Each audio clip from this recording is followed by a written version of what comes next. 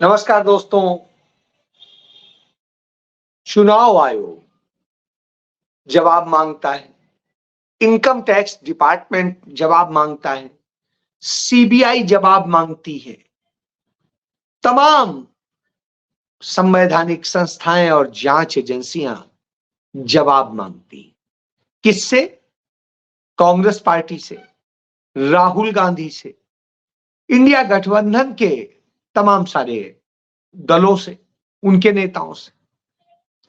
लेकिन जब अंकिता भंडारी के परिजन जवाब मांगते हैं, वहां के लोग जवाब मांगते हैं, तो नरेंद्र मोदी सरकार, उनकी महिला बाल विकास मंत्री और उनके तमाम पदाधिकारी जवाब देने से डर जाते हैं, भागते हैं। जब जवाब मांगते हैं क्षेत्र की जनता के लोग कि आपने तो वायदा किया था, पिछले 10 साल से वायदा करते आ रहे हैं, पानी आएगा, न पानी आया, न और व्यवस्थाएं हुई, तो बताइए आपने फिर क्या किया?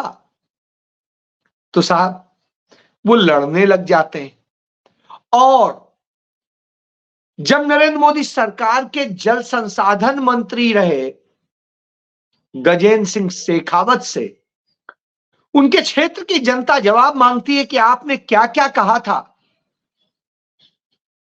कि आप क्या क्या ला करके देंगे, पाकिस्तान का पानी रोकेंगे, और याद होगा आपको, पाकिस्तान का पानी रुक जाएगा, पाकिस्तान तरसेगा, बूंद बूंद के लिए तरसेगा, इसी तरह से कुछ बोला करते थे भारतीय जनता पार्टी के लोग तब।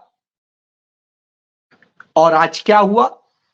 पाकिस्तान को जितना पानी जाता था उससे ज्यादा जा रहा है, लेकिन न पंजाब के लिए पानी है, न हरियाणा के लिए है, न राजस्थान के लिए। क्यों भाई? पानी पे हक था हमारा पहला, क्यों नहीं है हमारे पास? क्योंकि झूठ बोल रहे थे।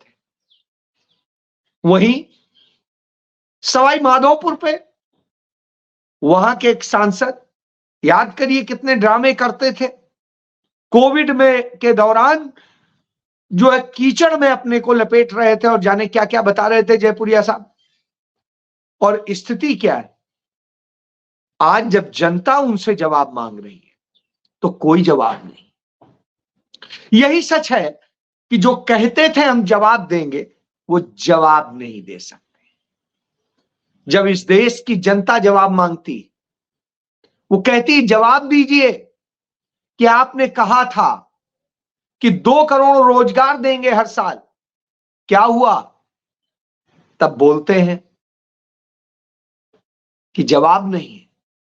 और जवाब नहीं है तो साहब हम बेरोजगार हैं, दुनिया के सबसे बड़े बेरोजगार हैं। भारत के इतिहास में इतनी बेरोजगारी कभी नहीं थी, उतनी बेरोजगारी है। और ये भारत सरकार के आंकड़े बताते हैं। इसके बाद बेटियों से कहा जाता था कि जवाब देंगे, बेटी बचाओ बेटी पढ़ाओ का नारा दिया था नरेंद्र मोदी ने पानीपत से, और बहुत हुआ बेटियों पे वार, नारी पे वार, अब की बार मोदी सरकार। और स्थिति क्या हुई? आज हिंदुस्तान के अंदर सबसे ज्यादा महिलाओं पर अपराध होते हैं। दुनिया के आंकड़े देखें तो हिंदुस्तान से ज्यादा महिलाओं पर अत्याचार कहीं नहीं होते, हिंदुस्तान से ज्यादा रेप कहीं नहीं होते। हिंदुस्तान को क्या बनाया है?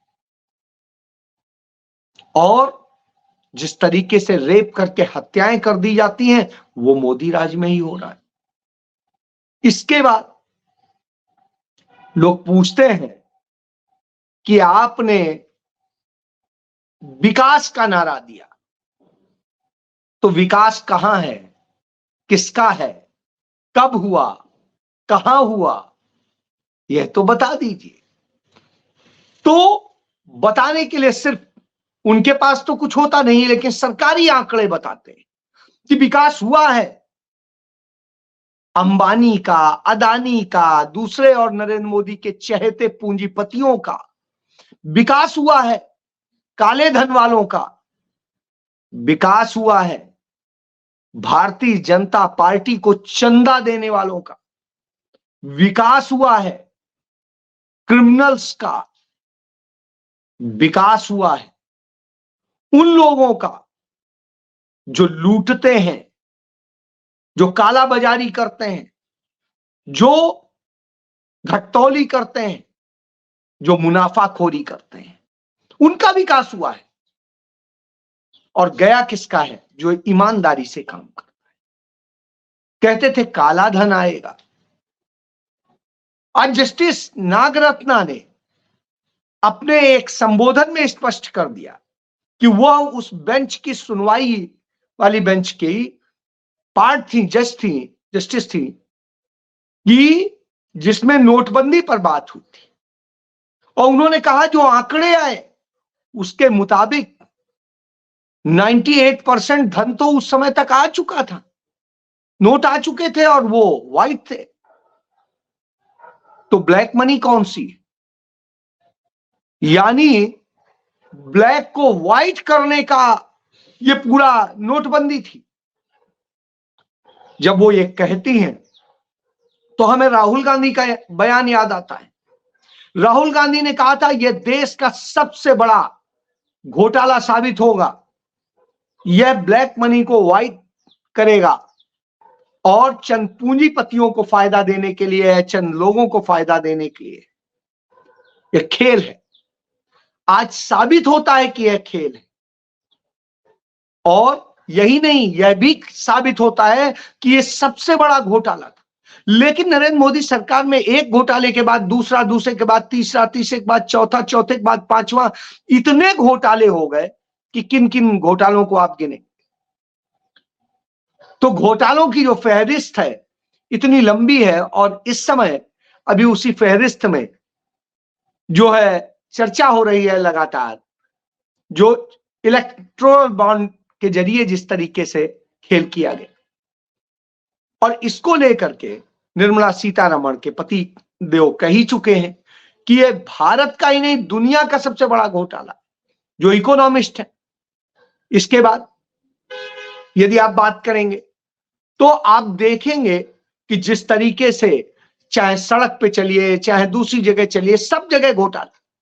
अभी 1 अप्रैल से नई सरकार कोई नहीं बनी है, लेकिन 1 अप्रैल से आपकी टोल जो पड़ता है रोड पे चलने का वो और बढ़ जाएगा, क्योंकि वो जो कंपनियां, कारपोरेट कंपनियां इनका रखरखाव करती हैं, उनको मुनाफा देना है। और साहब इस देश का गोदी मीडिया उसको जस्टिफाई करने का काम करता है कि देखिए ये क्यों जरूरी है, यदि ये होगा तो आपको अच्छी सुविधाएं मिलेंगी, अच्छा वो मिलेगा। और जहां पर आज भी इतना इतना टोल लिया जा रहा है, वहां आपको कोई सुविधा दी जा रही है क्या, मिल रही है क्या? तब आप कहेंगे नहीं। टोल पर ही लंबी लंबी लाइनें लग जाती हैं कई बार। जो टाइम बचाने की बात होती है, तमाम बार टाइम बचने की बजाय दुर्घटना का कारण बन रहा है। न वक्त बच रहा है, न पैसा बच रहा है, हालात खुद के खराब हो रहे हैं और एक्सीडेंट्स में मौतों के सिलसिले हो गए। जब यह हो गए हों तो वो सवाल पूछता है, और उस सवाल का जवाब न मोदी के पास है, न मोदी के भूतल परिवहन मंत्री के पास। वो सिर्फ सुगूफे छोड़ सकते हैं, वो भाषणों में थोड़ा सा लगाकर आपको परोस सकते हैं, इससे ज्यादा और कुछ नहीं। जब ये सब कुछ हो रहे हो तो सवाल उठता है कि फिर ऐसी स्थिति में लड़ेगा कौन? तो लड़ने के लिए हमें राहुल गांधी और कांग्रेस पार्टी नजर आते हैं। और जब वो नजर आते हैं और लगता है कि सच्ची लोकतंत्र की लड़ाई वही लड़ सकते हैं, क्योंकि उन्होंने ही देश बनाया है, उन्होंने ही देश को आजाद कराया है, उन्होंने ही कैसे रियासतों में बिखरे 650 राज्यों को ला करके एक जोड़ करके भारत नाम का एक देश बनाया, इंडिया नाम से एक देश बनाया। वह जो देश बनाया उसकी एकता, अखंडता और उसके लिए काम करना था, कैसे विविधताओं में एकता के लिए काम करना था। तो नरेंद्र मोदी मोनोस्टोनो जो है वो बनाने के लिए जिस तरीके से खेल करते हैं, उस खेल को समझने की जरूरत है। तो उनकी इस पूरे खेल की जो स्थिति है, उसके कारण तमाम सारी चीजें बर्बाद होती हैं। जिस तरीके से तमाम जगह विविधता है, उसमें जो तमाम संस्कृतियां हैं, तमाम चीजें हैं, बिल्कुल अलग अलग हैं, तमाम छोटे छोटे क्षेत्र में। मैं पिछले 10 दिनों से उत्तर प्रदेश में भ्रमण पे था और उस दौरान मैंने उत्तर प्रदेश के तमाम जिलों में का हाल देखा। और आप देखिए, कानपुर से सीतापुर बड़ी थोड़ी सी दूरी पर है। सीतापुर जिले की मिश्रिख लोकसभा क्षेत्र का कुछ हिस्सा कानपुर का भी आता है। बावजूद इसके वहां की संस्कृति में और वहां की संस्कृति में आपको अंतर मिल जाए। इसी तरीके से लखनऊ में अलग विधि होती है और आगे चलिए अयोध्या और फैजाबाद और उधर के इलाके में अलग तरह की स्थिति होती है। इधर वाराणसी की तरफ चले जाएं तो और दूसरी स्थिति आपको देखने को मिलेगी। तो हर जगह में इतने छोटे में जब अंतर आ जाता है, एक राज्य के भीतर सब समानताएं नहीं है, तो फिर आप कैसे उम्मीद करेंगे कि पूरा देश एक ही धारा में बह जाए। उससे आप एक विकास की उम्मीद करिए और उसके लिए उसकी विविधता में एकता का प्रयास करिए। मोनोटोनस मत बनाइए, वो बनाएंगे तो सब खराब हो जाएगा, क्योंकि एक ही तरह के फूल, एक ही तरह की चीजें आपके दिमाग को खराब कर देंगे। इसलिए सबको एक साथ लेके चलने की जरूरत है। जब एक साथ लेकर के चलने की जरूरत होगी तो तमाम सारी चीजें, विचार, चीजें टकराएंगी, लेकिन उससे जो निकलेगा, मंथन से निकलेगा, वही तो अमृत होगा।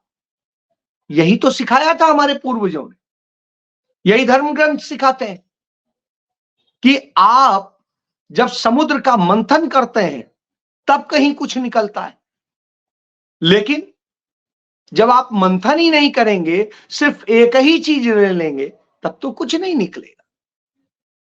आज हालात वही है।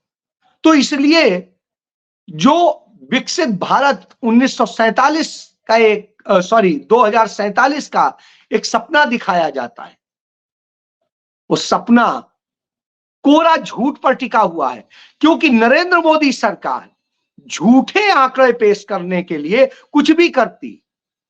भारत सरकार ने खुद अपने बजट में एक प्रोविजन किया है कि आने वाले वक्त में वो 14 लाख करोड़ रुपए से अधिक का कर्ज और लेने जा रही है। अभी देश पर 205 लाख करोड़ रुपए का कर्ज है और 14 लाख करोड़ और लेने जा रही है। तो इस तरह की दशा है, इतनी सब बुरी स्थितियां, तब आपको लगता है कि क्या होगा। क्योंकि कांग्रेस पार्टी जो लड़ने के लिए तैयार है, जो लड़ रही है, उसके सारे खाते फ्रीज कर दिए जाते हैं। पहले कहा जाता है आपको 100 इतने करोड़ रुपए देना है, फिर आता है कि नहीं आपको 200 इतने करोड़ देना, और फिर रिवाइज करते करते आता है कि नहीं आपको 1823 करोड़ रुपया देना है, जो है आपको टैक्स देना है। और साहब गड़े मुर्दे निकाल निकाल के लाके और उनको लेके कहानी बनाई जा रही। तो जब इस तरह की बनाई जा रही हो, तो जिस कांग्रेस पार्टी के पास उतना पैसा भी नहीं है, तो ये क्यों हो रही है साजिश।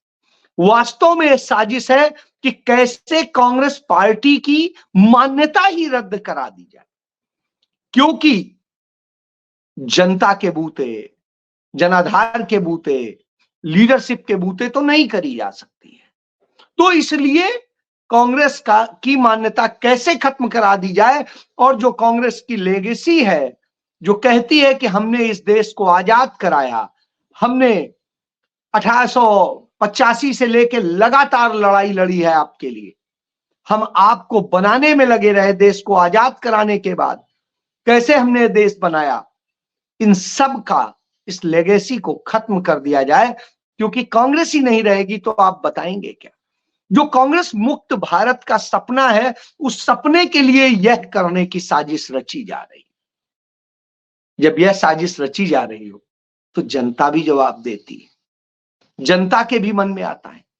आज ही पूरे देश भर में कांग्रेस पार्टी के युवाओं ने और उनके तमाम पदाधिकारियों ने आज पूरे देश में प्रोटेस्ट किया है, और जिस तरीके से उन्होंने प्रोटेस्ट किया है, इस सरकार को संदेश दे दिया है कि हम चुप बैठने वालों में से नहीं हैं, हम लड़ने वालों में से हैं, और हम उस जगह भी लड़ेंगे जहां तुम नहीं पहुंच पाते हो।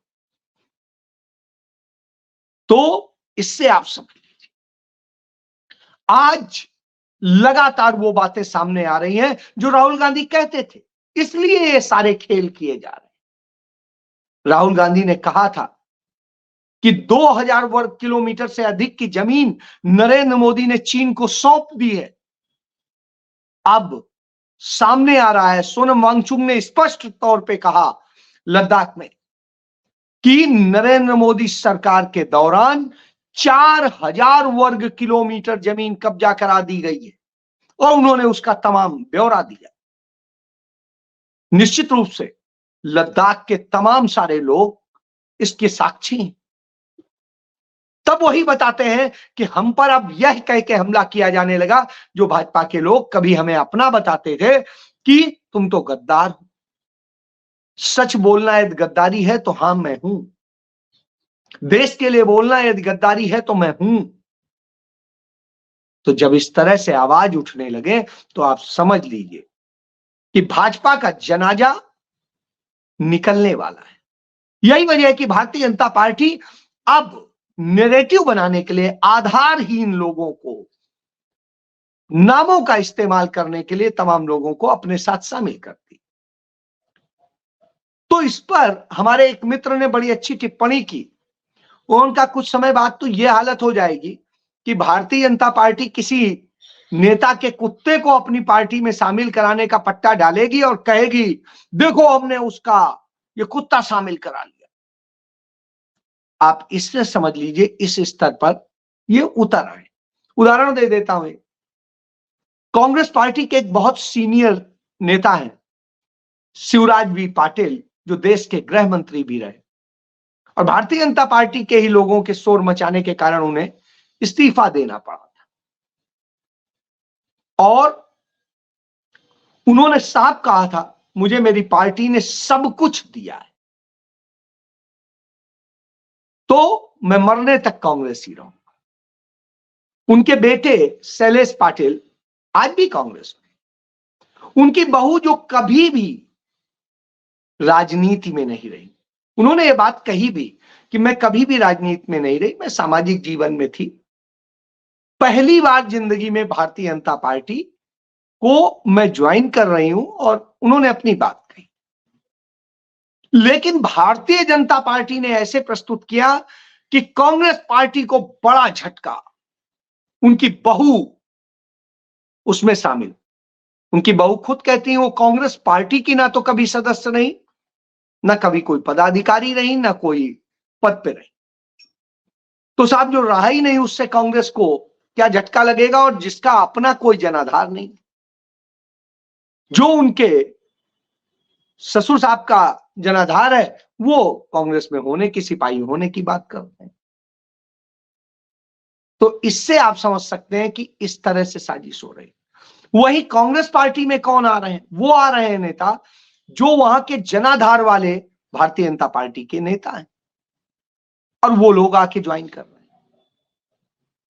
कांग्रेस से या दूसरे और विपक्षी दलों से उनके यहां कौन जा रहे हैं, वो लोग जा रहे हैं जो भारतीय जनता पार्टी नरेंद्र मोदी की वॉशिंग मशीन में साफ हो करके खुद को बचाने के लिए, हाँ साहब हम तो साफ हो गए, हमारी सीबीआई जांच बंद हो गई, हमारी ये बंद हो गई, वैसे तमाम बड़ी लंबी लिस्ट है, वो लोग हैं। तब देश सवाल पूछता है कि क्या आपकी जवान की वैल्यू है नरेंद्र मोदी? तो पता चलता है नहीं, उनके जवान की वैल्यू नहीं। उसकी स्थिति बिल्कुल विकास दुबे जैसी है। वो पता नहीं कहां पर इनकाउंटर हो जाती है। लेकिन मुख्तार अंसारी का जनाजा नरेंद्र मोदी को, उनकी भारतीय जनता पार्टी की नफरत को एहसास करा देता है कि तुम्हारी कोई औकात नहीं है, हम जिसके साथ हैं तो हम डरते नहीं।